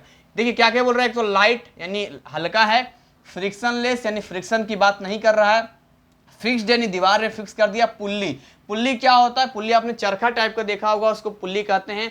पुल्ली का इस्तेमाल कहाँ पर होता है, तो कुआं से पानी निकालने में पुल्ली का इस्तेमाल होता है, किसी भारी वस्तु को, हैवी ऑब्जेक्ट को ऊपर खींचने के लिए पुली का यूज होता है। तो कहता है find the acceleration of the masses, acceleration बताना है, फिर बताना है एंड द टेंशन बताना है in the string connecting them when the masses are release, जब उसको रिलीज किया जाएगा तो ये आपको बताना है। यहाँ पे मैं डायग्राम क्लियर कर देता हूँ और उसके बाद मैं आपको टाइम दूंगा, उस टाइम के अकॉर्डिंग आपको सोल्व करना होगा, आपको बनाना होगा। तो चलिए हम इसको थोड़ा सा डायग्राम वाइज क्लियर कर लेते हैं और उसके बाद आपको बनाना है, ट्राई करना है। मैं बार बार कह रहा हूँ ये देखने की चीज़ नहीं है, ये देखने की चीज़ नहीं है, वो गाना मत सुनना, ये देखने की चीज़ है मेरे महबूबा जाने, वो मत, देखने की चीज़ नहीं है ये सोल्व करने की चीज़ है। कैसी चीज़ है ये, सोल्व करने की चीज़। देखिए बनाते हैं, मज़ा आने वाला है। सेकेंड, मुझे पढ़ाने में इतना मज़ा आता है यार, तुम्हें मज़ा क्यों नहीं आता है? नहीं सर मुझे भी मज़ा आता है, तो बहुत अच्छी बात है। देखो ये वाला हो गया, बन गया। अब यहाँ से यहाँ पर ये पुल्ली हमने बना दिया। ओहो ओहो ओहो, थोड़ा गोल बन जाओगे तो कितना अच्छा रहेगा ना। यहाँ पर देखो ये फिक्स कर दिया हमने, फिक्स इसलिए कर दिया है क्योंकि अगर इसको फिक्स नहीं करेंगे ना तो ये भी मूव करना शुरू कर देगा। ये मूव नहीं कर रहा, बस ये फिक्स हो गया है, मतलब ये फिक्स है, ये एकदम फिक्स है, ये ऐसे घिरनी की तरह नचेगा नहीं है, बस फिक्स है, मतलब फिक्स है। अब धागा इसके ऊपर ऐसे ऐसे होगा, धागा ऐसे होगा। तो इसके ऊपर कहता है कि 2 मासेस कनेक्टेड है, यहाँ पर m1 है और m2 है, m1 ज़्यादा है, यानी यहाँ से एक इधर आएगा और यहाँ से एक इधर आएगा। तो भैया जब इधर आएगा तो डायग्राम कैसा बनेगा, डायग्राम ऐसा बनेगा।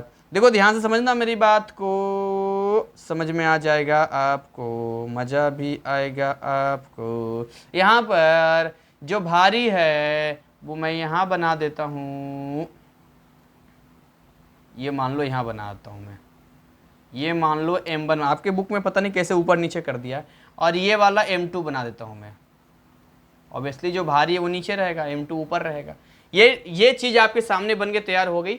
अब यहाँ पर क्या कहता है, यहाँ पे अब आपसे कहता है, आगे पढ़ते हैं सवाल में, m1 m2 कनेक्टेड है, ये है, लाइट है, टेंशन लग रहा है, टेंशन मतलब इसका टेंशन ऊपर की ओर खींचेगा इसको, और इसका टेंशन जो है वो किधर की ओर खींचेगा। आप ध्यान से थोड़ा टेंशन को समझोगे ना तो आपको एक चीज़ क्लियर हो जाएगा कि जो टेंशन स्ट्रिंग में होता है, वो कैसा होगा। एक्चुअली अगर ये स्ट्रिंग ऐसा होता, अगर आप इस स्ट्रिंग को थोड़ा सा आप बनाते, ऐसा करके बनाते जैसा कि इसमें बनाया था, तो यहाँ टेंशन ऊपर की ओर ही इसका भी लगेगा, कि ऊपर की ओर खिंचाव भी इसका होगा। इसको नीचे की ओर मत बना देना, क्योंकि ऑलरेडी ये अपोजिट हो जाएगा जब इसको ऐसा करेंगे। तो यहाँ पर एक डायरेक्शन में हो रहा है क्योंकि ये पुल्ली से कनेक्टेड है, ठीक है। ये वाला बना दिया, टेंशन हो गया, m1 हो गया, m2 हो गया, चलिए सब चीज़ हो गया जी।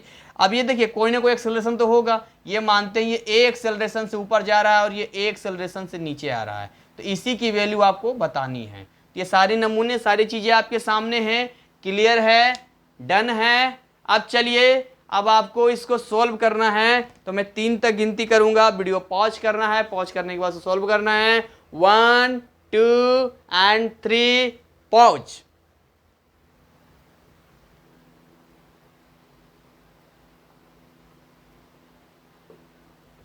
चलिए, उम्मीद करता हूं आपने सोल्व किया होगा, आपने इसको बनाया होगा, समझा होगा। अब इसको हम मिलके सोल्व करते हैं जरा सा। तो ये जो भी बात आपसे पूछ रहा है उसका थोड़ा सा एक फ्री बॉडी डायग्राम बनाते हैं। कैसा बनाते हैं? फ्री बॉडी डायग्राम बनाते हैं। तो ये है M1, तो M1 में नीचे की ओर लगेगा क्या? नीचे की ओर क्या लगेगा?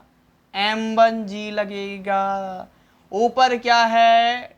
T है। दायां बायां तो कुछ दिख ही नहीं रहा है। एक्सेलरेशन किधर की ओर है? तो नीचे की ओर है। वेरी गुड, बहुत अच्छी बात है। और क्या चाहिए? चलिए आगे बात करते हैं। ये क्या है? यहां बनाता हूं। ये क्या है? तो ये है M2। टेंशन किधर है? ऊपर। नीचे क्या है? M2G। एक्सेलरेशन किधर है? ऊपर की ओर। देखिए ये दो चीज़ें आपके सामने बन गई। अब क्या करना है आपको? इसमें T चाहिए और A चाहिए। तो आप एक काम कीजिए, आप यहाँ पर इसको दो इक्वेशन फॉर्मूला सेट कर देते हैं। जैसे इसमें अगर बात करते हैं, यहाँ पर अगर हम बात करेंगे यहाँ पे, तो यह देखिए इस डायरेक्शन में, एक्सेलरेशन के डायरेक्शन में अगर हम काम करेंगे तो M1G पहले लिखेंगे माइनस उल्टा है T, तो T इज इक्वल टू हो गया M1A। ये इक्वेशन फर्स्ट कर देते हैं। और दूसरा वाले देखेंगे, ये ऊपर के डायरेक्शन में एक्सेलरेशन है, यानी कि T minus M2G is equal to क्या हो जाएगा? M2A। ये हो गया इक्वेशन सेकंड हो गया। इक्वेशन 1 और इक्वेशन 2 को यदि आप सोल्व करेंगे तो आपको बेहतर तरीके से यहाँ पर आपको जो भी मिलना है मिल जाएगा, यानी A भी मिल जाएगा, T भी मिल जाएगा। तो बहुत इजी तरीके से है, तो आपने 10th क्लास में सीखा होगा। इसको सोल्व कर लेते हैं, बहुत इजी है। फ्रॉम इक्वेशन 1 + 2 चालाकी करते हैं, जोड़ देते हैं, क्योंकि माइनस प्लस T है यहाँ पे। तो इसको अगर ऐड करेंगे यहाँ पे तो कैसा हो जाएगा? M1G minus T is equal to M1A, और T minus M2G is equal to M2A। इसको ऐड कर दिया, ये कट गया, ये कट गया, कट गया। क्या बच गया? M1G minus M2G is equal to M1A plus M2A। ये बच गया। चलिए आगे इसको करते हैं।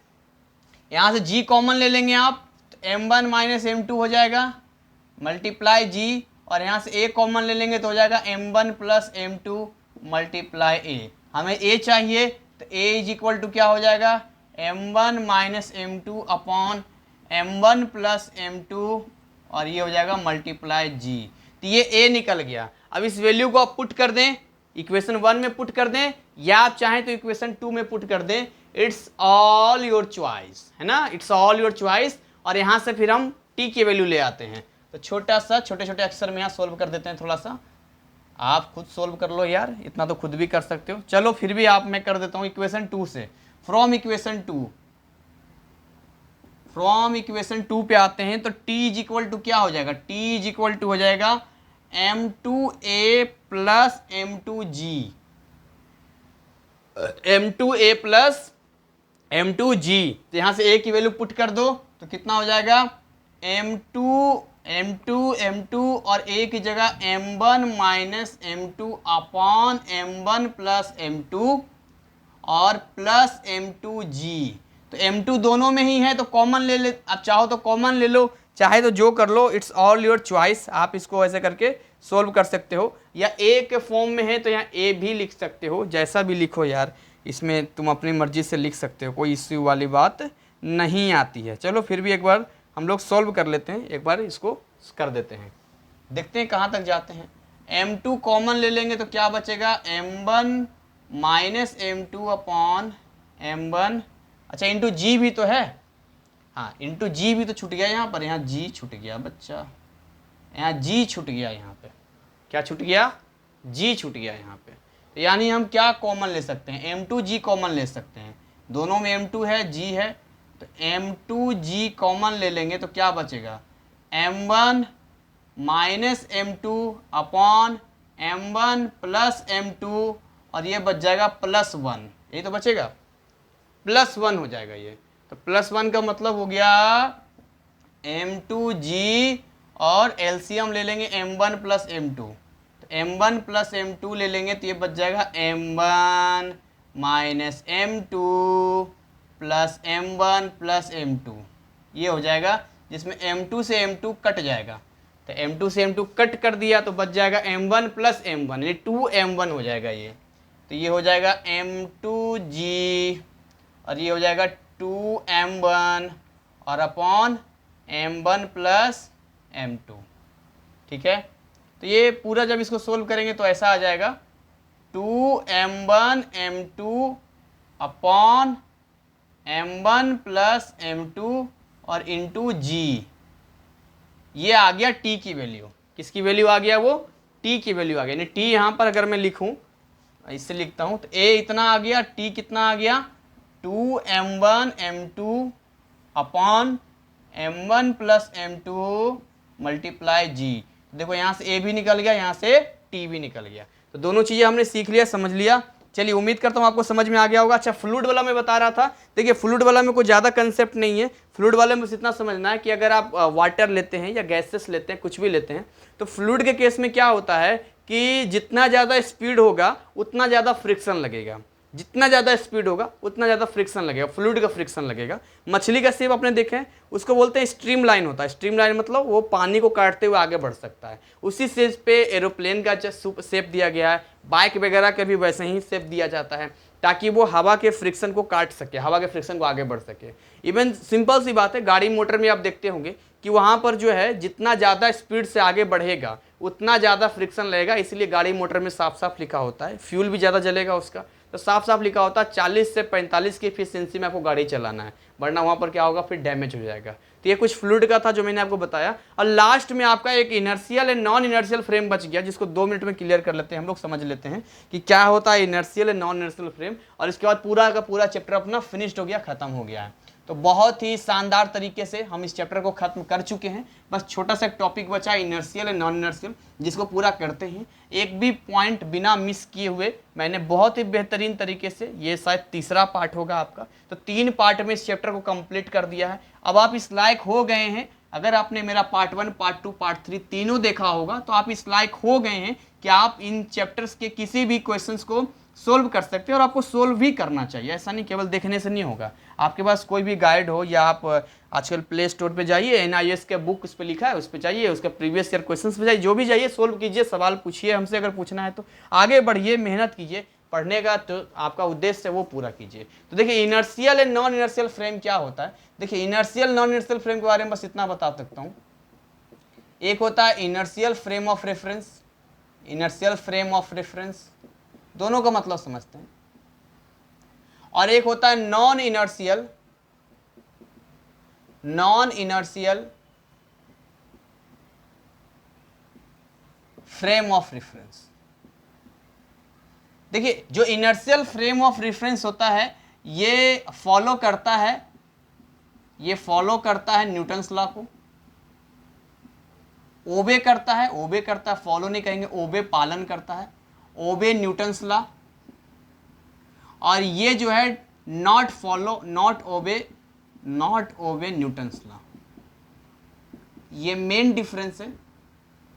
देखिए, समझते हैं इनर्शियल फ्रेम ऑफ रेफरेंस क्या है। जैसे मान के चलिए आप ट्रेन पे बैठे हैं और स्टेशन पे कोई बक्सा रखा हुआ है, तो अभी आप देखेंगे तो वहां पर क्या है कि वहां न्यूटन का लॉ फॉलो हो रहा है। न्यूटन का लॉ क्या कहता है, न्यूटन का लॉ क्या कहता है, तो न्यूटन का लॉ कहता है यदि कोई ऑब्जेक्ट मोशन में है, यदि कोई ऑब्जेक्ट मोशन में है तो मोशन में ही रहेगा वो, क्योंकि यहाँ पर जो F एक्सटर्नल फोर्स है वो 0 है, नहीं लग रहा है। यदि F एक्सटर्नल फोर्स 0 होगा, इसका यूं बोल सकते हैं या कांस्टेंट वेलोसिटी से आगे बढ़ रहा है, कांस्टेंट वेलोसिटी। भैया कांस्टेंट वेलोसिटी होगा, एक्सेलरेटर का यूज ही नहीं करेगा, तो ये तो ऑटोमेटिक 0 हो जाएगा। और यदि कोई रेस्ट में है तो रेस्ट में ही रहेगा, ये क्योंकि यहाँ भी सेम केस है, एक्सटर्नल जीरो हो जाता है यहाँ पे, और बाकी रेस्ट है तो हमेशा u तो 0 मीटर पर सेकंड ही बना रह जाएगा इसकी वेलोसिटी। तो ये है न्यूटन का लॉ। तो देखिए जो इनर्शियल फ्रेम होता है, जो भी इनर्शियल फ्रेम होता है, वो इनर्शियल फ्रेम क्या करता है, इनर्शियल फ्रेम क्या करता है, न्यूटन लॉ को ओबे करता है। यानी कि आप देखेंगे, आप गाड़ी स्टेशन पे बैठे हैं और यहाँ पर आप कोई भी चीज़, जैसे मान लीजिए ये गाड़ी है, ठीक है, मेरी बात ध्यान सुनना, ये गाड़ी है और ये गाड़ी मान लो ऐसे करके चल रहा है, गाड़ी इधर की ओर जा रहा है और यहाँ पर कोई ऑब्जेक्ट रखा हुआ है, तो ये वाला आप देखेंगे इसके रिस्पेक्ट में इसको लगेगा कि अगर ये इधर को जा रहा है तो ये इधर की ओर आएगा, जैसा कि आप ट्रेन में देखते हैं। तो यहाँ पर आप क्या देखते हैं, यहाँ पर इस पे एक्स्ट्रा कोई फोर्स नहीं लग रहा है, नहीं लग रहा ना फोर्स इस पे, यानी कि एक्सटर्नल फोर्स वैसे भी 0 है इसका, यानी कि ये क्या है, पूरा का पूरा रेस्ट में है, ये इसके बिहाफ पे इसको लग रहा है मोशन में, इसके हिसाब से इसको लग रहा है। लेकिन जो ये हो गया ऑब्जर्वर, इसको बोलते हैं, ये ऑब्जर्वर हो गया देखने वाला, और ये हो गया ऑब्जेक्ट। तो जो ऑब्जर्वर है, ऑब्जर्वर को लगेगा कि ये रेस्ट में है, एकदम से बैठा हुआ, मतलब रेस्ट का मतलब देखिए, इसको रेस्ट नहीं लगेगा ऑब्जर्वर को लगेगा मूव कर रहा है। जैसे कि आप ट्रेन में होते हैं, पेड़ पौधे पीछे भागते जाते हैं, पेड़ पौधे पीछे नहीं भागते हो तो रेस्ट में होते हैं, तो वो होता है इनर्शियल फ्रेम ऑफ रेफरेंस। लेकिन non inertial frame of reference में क्या होता है कि जैसे मान के चलते हैं, ये वाला गाड़ी में बनाता हूं यहाँ पे, ठीक है, ये गाड़ी बनाता हूं, ये वाला अगर गाड़ी बना दूं मैं यहाँ पे, अब यहाँ पर मैं एक बॉल लटका दूं यहाँ पे, तो जब बॉल लटकाऊंगा और गाड़ी जैसे ही, यहाँ का ड्राइवर जो है जैसे ही गाड़ी को आगे की ओर मोशन में लाएगा, जैसे ही इसकी कुछ वेलोसिटी देगा, जैसे ही कुछ फोर्स लगाएगा, जैसे ही कुछ भी करेगा, ये गाड़ी आगे की ओर बढ़ेगी, तो ये वाला जो है यहाँ पर आ जाएगा, ये मूवमेंट करना शुरू हो जाएगा। तो यहाँ पर जो है हमने कोई फोर्स तो नहीं लगाया ना फोर्स, तो यहाँ जब फोर्स नहीं लगाया तो इसको बोलते हैं, इसको फिर मान के चलते हैं सूडो फोर्स फिर लगाते हैं। यहाँ पर F = ma लगा सकते हैं, लेकिन हमें मानना पड़ेगा कि ये जो फोर्स लग रहा है इसको बोलते हैं P सूडो फोर्स के नाम से जानते हैं। आपके सिलेबस में दिया होगा इसके बारे में, सूडो फोर्स के बारे में दिया होगा कि ये फिर हम सूडो फोर्स लगाते हैं, फ्रेम ऑफ रेफरेंस लगाते हैं।